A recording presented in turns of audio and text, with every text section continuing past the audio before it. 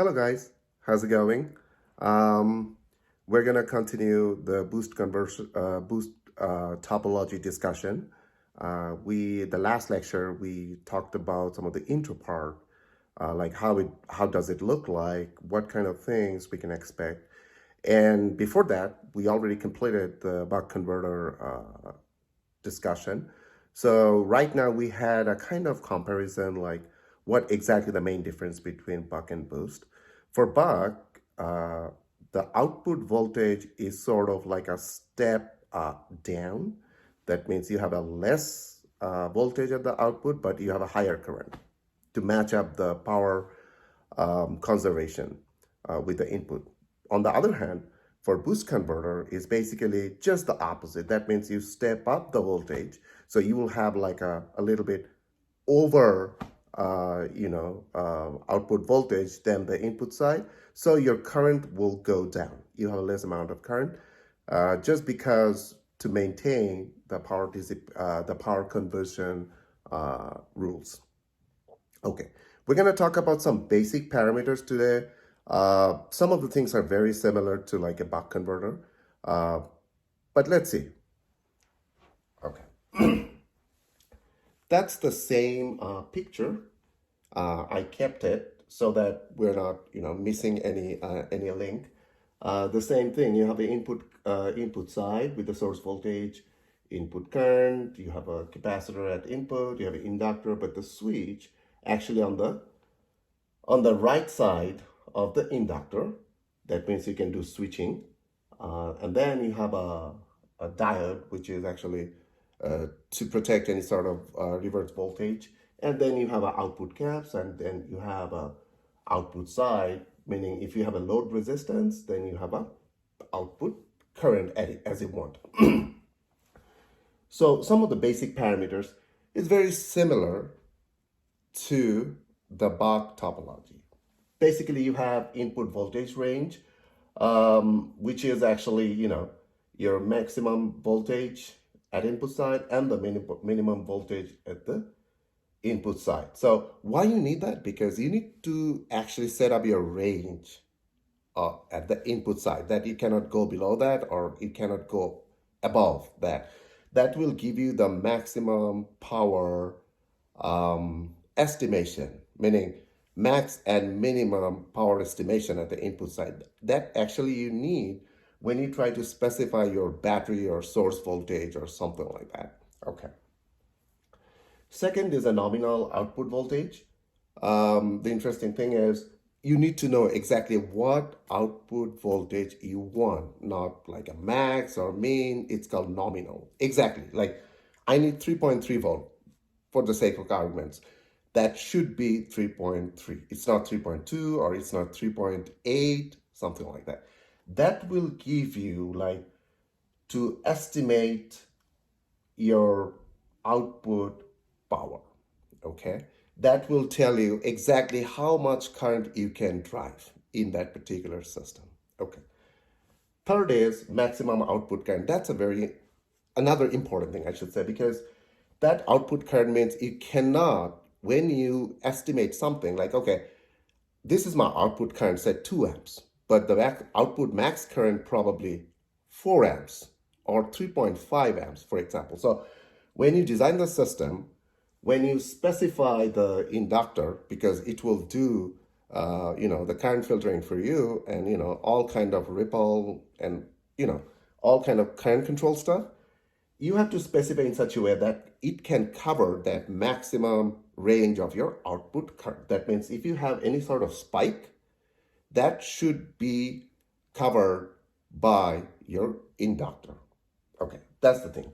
So it will tell you that any sort of current ripple, maximum, that should be covered in your system. Also, that will tell you like, okay, output max current meaning like minimum output voltage, right? So this is like a high load. From that, you also have an idea. Can you design it for a low load as well? That means low current max voltage, okay, with the same power dissipation. So those are things you need to take care when you design your system, okay? That's fine.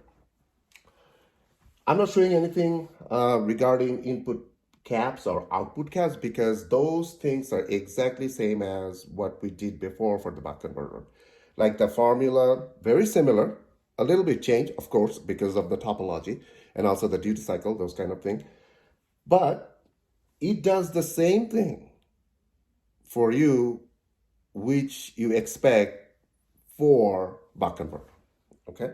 But again, from me, it's like don't do any calculation rather than do some modeling simulation that will give you the right value for your input cap and output cap, also with the ripple estimation, all sort of things. So I would recommend use TI Webench or LT PowerCAD for particularly estimating the input caps and output caps.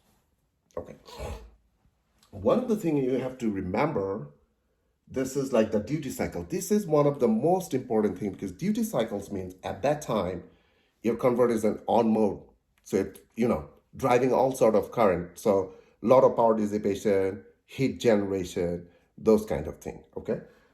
For buck converter, if you remember, the D is pretty much like this right part, but there is no one minus, meaning there's no subtraction formula involved for buck.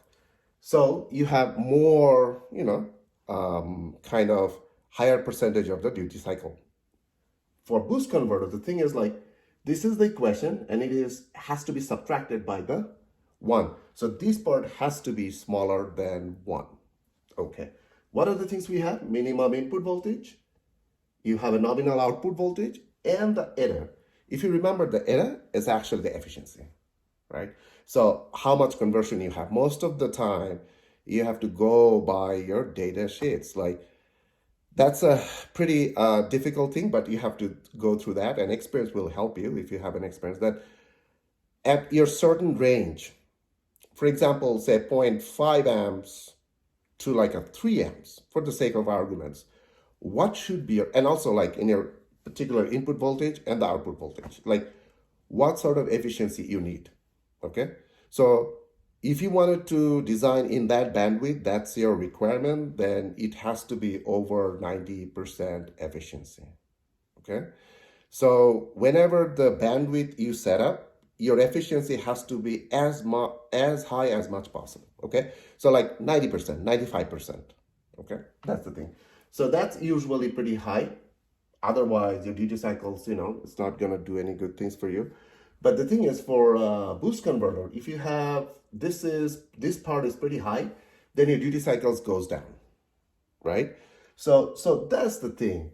You have to set up in such a way your duty cycle is become as big as possible. Okay, so that you're driving more current, you're achieving like more frequency, switching frequency. That means more efficiency. That's the thing. Now, for that, another important thing we need to talk about is like a switching current. You have to find like what's your maximum switch current. That means what should be your switching current through that. That means how fast you can do your switching, and it will tell you how much current it can sink or it can help you to flow through the circuit. Those kind of, because this is switch mode power supply, right? Switch mode DC-DC converter. So you have to make sure that not too fast, not too slow. You have to be in optimum situation or environment where you can actually drive your proper current without generating too much heat. So that's the thing. So this is one of the things. It's the output max current divided by 1 minus D. So this is the part you actually get from here. Like, this calculation will help you to particularly evaluate that part. So output max, actually, it's IL superscript min, like minimum input current to the inductor, minus delta IL over 2 times 1 over D. Now, this is actually usually for integrated switching, meaning if your converter has all these switch components or switching component inside, embedded, integrated, then this formula will give you the proper value. But otherwise, that's not going to be too helpful, but you can use this formula as well. Now, this is for integrated switch mode. Now, what is that delta IL? This is actually minimum input voltage times your duty cycle divided by switching frequency times L, the inductor. I'm not showing you anything like how to calculate the inductor. It will be in the next lecture. But again, those are basically you will get from your simulation. Okay. This is actually a ripple current through the inductor. So when you switch back and forth, how much ripple current you can sustain. So that's the estimation will give you like your maximum ripple current. That's, you need to know how much you can maintain in your system. Okay, so this is very important. That will give you some sort of like a value for the switching current, which is also incorporated to your duty cycle. So those are very important thing, particularly for designing your boost converter switching scheme. Okay, and every time is like your input current is usually greater than your output current. That's another requirement. Okay, guys. Thanks for watching today's lecture. We actually talked about some of the basic parameters that's really kind of important. But in the next lecture, we're going to talk about some of the power staging. But because most of the things are very similar to buck converter, you can actually see the buck converter lecture to understand some of the basic things. Okay. In next lecture, we're going to talk about some of the power staging, like for example, what sort of feedback you need, how you can estimate your inductor, what should be your switching current, and also like RC stubber filter, where you should put, is it in front of your converter or like after the converter? So these are a little different than a buck converter. Thank you so much. Please subscribe and share and join me in the next lecture.